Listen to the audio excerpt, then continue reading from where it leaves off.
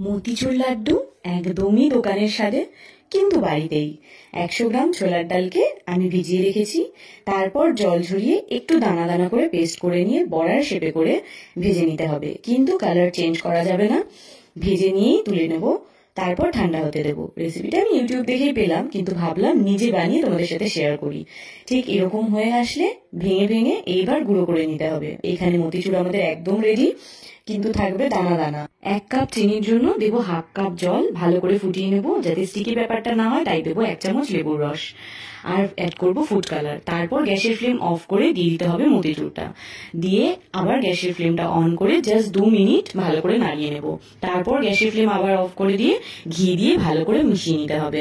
একটু ঠান্ডা করে লাড্ডু শেপ দিয়ে নিতে হবে। কাজু পেস্তা দিয়ে আমি গার্নিশিং করেছি, তোমরা তোমাদের পছন্দের ড্রাই ফ্রুটস দিয়ে করতে পারো।